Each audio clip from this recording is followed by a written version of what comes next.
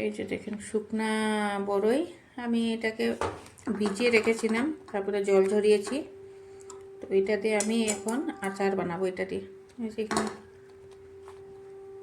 তো এটার সঙ্গে আমার কি কি মশলা লাগছে চলেন দেখাই। এই যে এখানে দেখেন গোয়ামুড়ি নিয়েছি, শুকনা লঙ্কা নিয়েছি 3টা, গোলমরিচ নিয়েছি কয়েকটা, আর এই যে এখানে 5 ফোড়ন। তো এগুলোকে আমি কি করব, এবার শুকনা খোলায় ভেজে নেব। এটাকে ভেজে কী করে বানাচ্ছি দেখাচ্ছি। এই যে দেখেন এটার মধ্যে আমি খুব অল্প তেল দিয়েছি, খুব বেশি না, বড় চামচ দিয়ে 2 চামচের মতো দিয়েছি। এবার আমি এই বড়ইটা এখানে ঢেলে দেব। এখন তেল দিয়ে অল্প ভেজে বানালে কি হবে, আপনার এটা নষ্ট হবে না। এটাকে নাড়াচাড়া দিয়ে দেব। তো এইখানে দিয়ে দেবো আমি এবার লবণ, দিয়ে দেব হলুদ,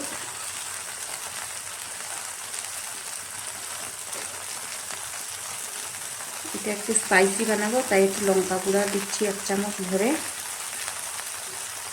দিয়ে দেবো এবার ধনের গুঁড়া, ধনের গুঁড়াটা একটু বেশি দিই, দিয়ে দিলাম ধনের গুঁড়া।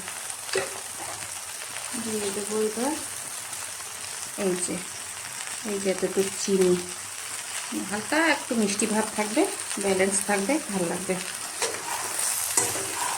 তো এই যে মশলাটা গুঁড়া করেছি ওইগুলোও ঢেলে দেবো এবার। তো এবার আমি এখানে এই যে মিক্সি গ্রাইন্ডারে এই দেখেন গুঁড়ো মশলা করে নিয়েছি, এগুলো ঢেলে দেবো। খুব সুন্দর গন্ধ বাড়িয়েছে গোয়ামুড়ি রেগুলার। তো এটাকে মিক্স দেখেন এইভাবে হয়ে গেছে। এবার এটা ঠান্ডা হলে আমি কি করব, জারে ঢেলে রেখে দেবো। আর মাঝে মাঝে রোদ্রে 1-2 দিন দেবো। রোদ্রে দিলে কি হবে, একটু ভালো থাকবে, কয়েকদিন যাবে। তো এই যে আমার কমপ্লিট, পুরো ঘরটা আমার মোমো গন্ধ করছে। এই যে দেখেন কি সুন্দর হয়েছে আমার কমপ্লিট